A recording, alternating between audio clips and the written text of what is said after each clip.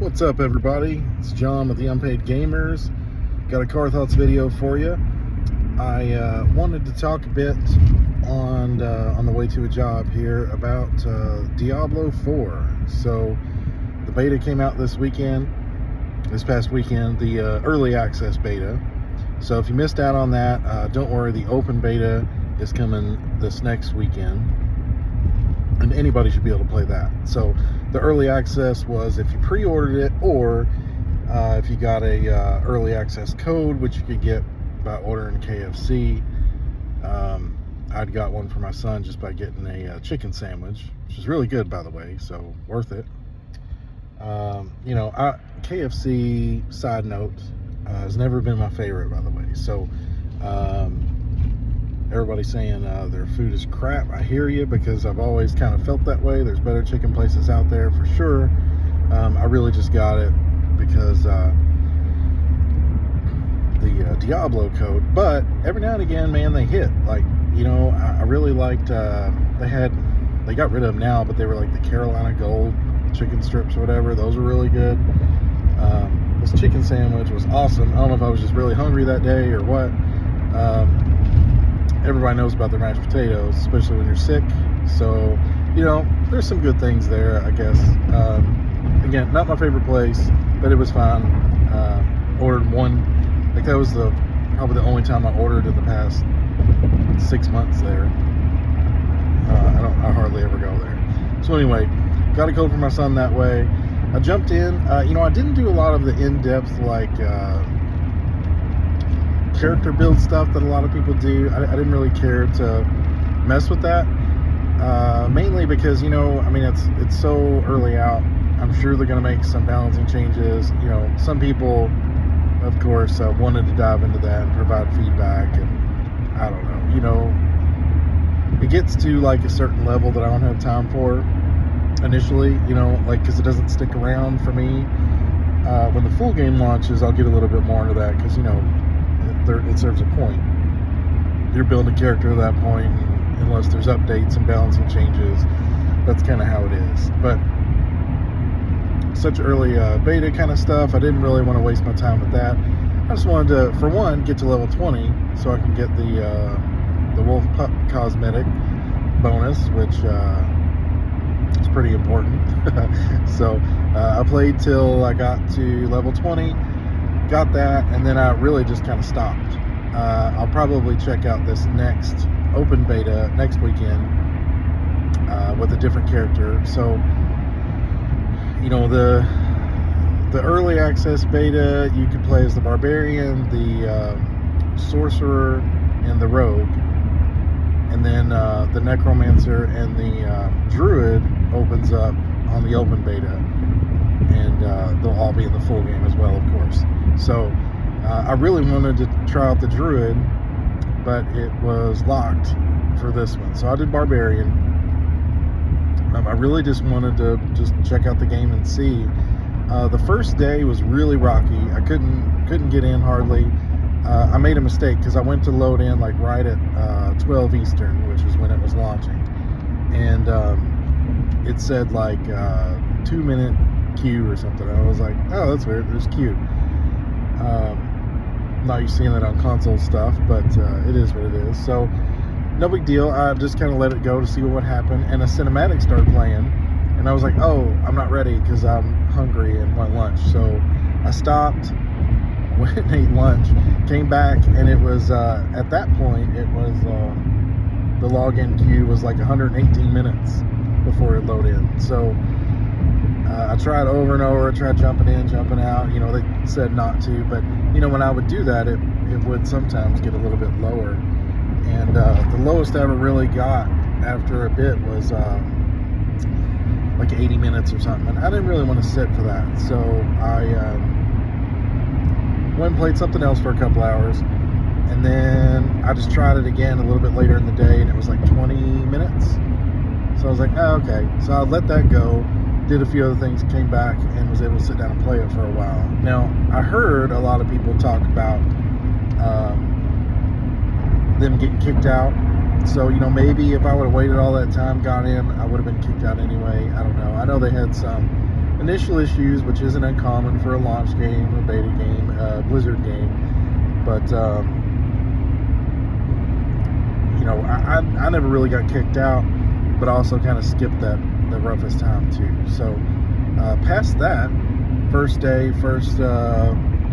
half of the day issues, all the rest of the days it was directly in. I would hit start, it'd be less than a minute, I would jump right in. So that issue was one and done kind of thing. I'm sure there will be more on the open beta like that initially. They posted a thing saying, for that wolf pup thing, you got to get that cosmetic during the beta, you have to reach level 20. And they posted a thing saying, thank you, over 1 million of those pups were adopted during that time. So, they reached over 1 million people playing for sure, and up to 20. So, I'm sure other people just jumped in for a bit, didn't worry about that. So, who knows how many people they had playing. It's got to be understandable, in my opinion, for them to have launch issues with that many people. And it just is what it is with these games. You don't want to overshoot and prepare and be prepared for 3 million and you only get 1 million. That's not going to be financially feasible. So, I understand they got to kind of scale up or work out some things, or, you just can't prepare for that type of load in any testing. Once you throw it in the real production, like, that's when you get the shock of what it's going to be. So thankfully they do a beta at least to kind of, who knows what the real launch is going to be, but thankfully they have that beta to kind of at least maybe get them more ready. So anyway, those issues aside, I really don't like the fact that it's an MMO basically. And that's really my one complaint. I like MMOs. I think it's cool that you have, you can play with groups of people, you can play with your friends, understand the world bosses, and this many players, and it kind of has to be that way. I don't know, man. I guess just I like old school of, you just have a game, you have it forever. You can play it. You don't have that need for a constant server connection because Blizzard has a really good track record. They support these games for a really long time. I don't see it being an issue for this game for a really, really long time. But you never know these days with, especially with consoles. Like, they launch, shut it down, and all of a sudden you can't access the game unless they patch it. And sometimes they do patch it, thankfully. But, there's plenty of times where they don't. Developers will just leave a game out there, kill the server and say, hey, this one's done, we're shutting it down.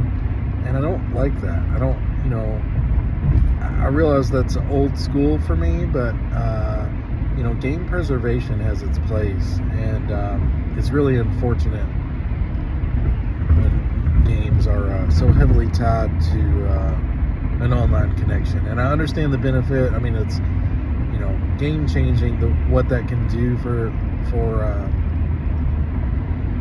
studios and franchises and worlds and players, and like, it's super cool to have it. It's just the double-edged sword kind of thing. So I don't know. I'd rather it not be that way. I would rather just you can have your game and you can invite as many people as you want into it, and but that's just me. Like, I played ESO for many years. It definitely brings something when you meet a random person and you just kind of tackle a dungeon together, and it's a little more, it's a greater sense of realism that way, I guess. If you're in that time and this is going on, really, like, it wouldn't just only be you and your friends in this world. So I get that. Like, it's cool. There's lots to say on the pros aspect of it. I hate it always makes me sigh when I jump into something like that, and it's strictly online only, and server trouble, studio goes down, something like that, you can't play, and that's a bummer. So that's one thing probably the biggest thing to note about Diablo 4, and in that way, it also makes a difference, good or bad. If you move through an area, you kill something, it will respawn. You have these world events that happen. You complete that. In a few minutes, it'll be restarting, and that's good for farming. It's good if you want to keep playing that stuff or just have a good time. I don't know. It'd be cool if there was an offline mode or version that you could play completely offline. Like the Diablo 2 remaster. You could set a just offline character, and there's no joining anybody else. That is what it is. You can't play online. I don't know. I like to see at least that option. I don't care that the other stuff's there. I don't really care if it's mainly set up to be that way, but I feel like there should be a way to do an offline only mode that would allow you to play without a persistent connection. So that's just me. That's my one gripe. I'm over it. Like, it's not a deal breaker at all for me.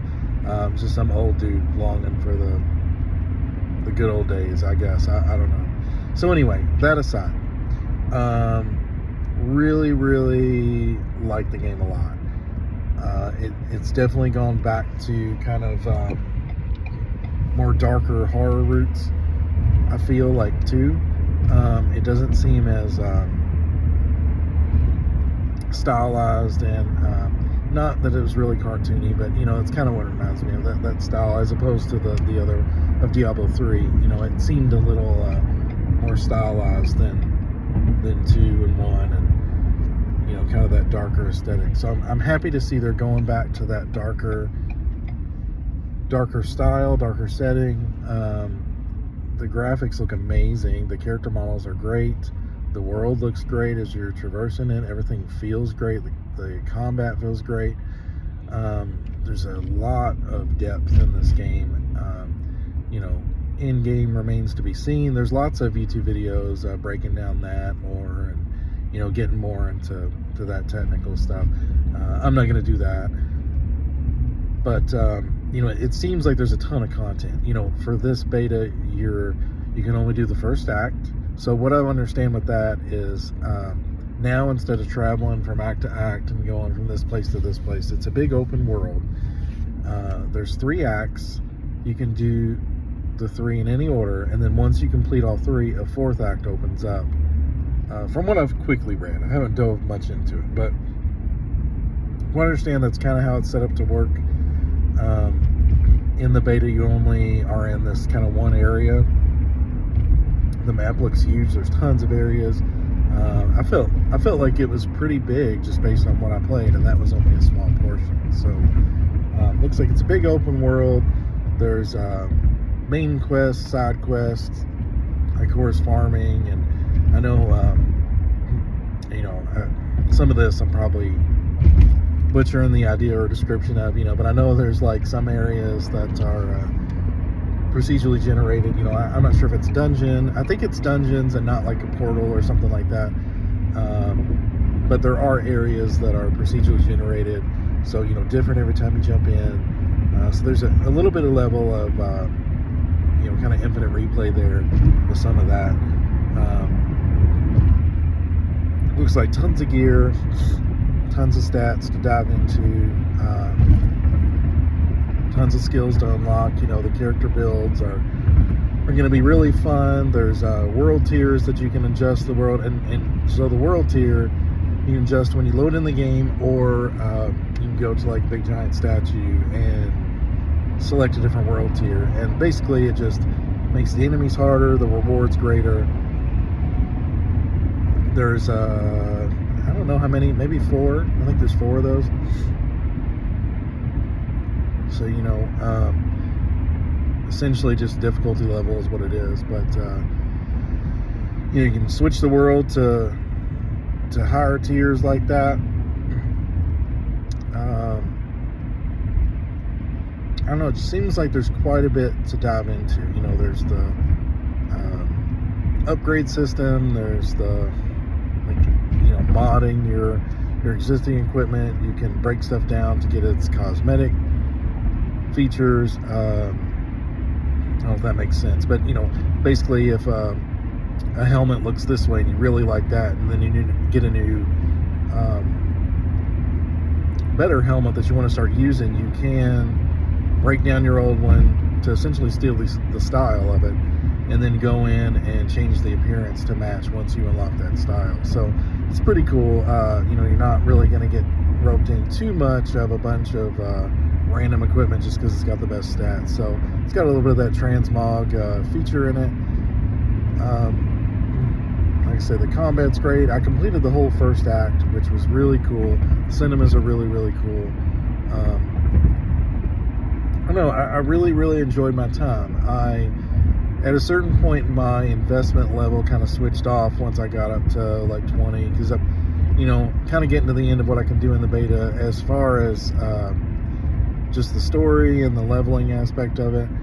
They capped it off at 25 for the beta. I can still explore the world and do quests and stuff like that, or just kill enemies. There's plenty of that to do. I didn't run out of any of that.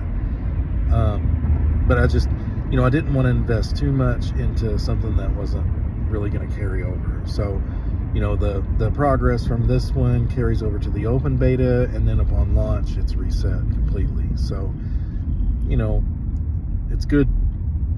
This is mostly good to just kind of experiment around with and not think too long term, because I'm thinking about that stuff like, oh, do I want to destroy this weapon or sell it or whatever, and I'm like, well, there's kind of no point because, it's not a forever thing. So didn't really use the stash so well. I put a few things in there, but again, they're not staying, so it doesn't matter. So, I kind of checked out to a certain level on a lot of those aspects. Just try to enjoy the game, enjoy the atmosphere, check it out. Again, the areas look beautiful. Like, so many of the areas look so different, and it's very cool to go into like a basement or a cave or whatever and just find a new aesthetic. I went to like an asylum part, and it looked like an asylum. It's not just they had like iron doors and prison cells and things like that, and it didn't just look like every area is the same, same generic dungeon, which shouldn't be expected these days, but you never know. A lot of games just have generically reused assets, and this was not the case. So all in all, great first impressions of the beta. Again, on the open beta next weekend, I'll probably hop in a little bit, at least check out like the Druid and maybe the Necromancer, because I want to see how those classes are, just to have a better idea of what my main character is going to be when the full game comes out. So I believe it's going to be Druid, but I want to play around with that and see what that's like compared to the Barbarian or one of the more magic-based classes, to see how that plays. I've seen some stuff on YouTube of other people's builds and some of these abilities, and the skills are just nuts.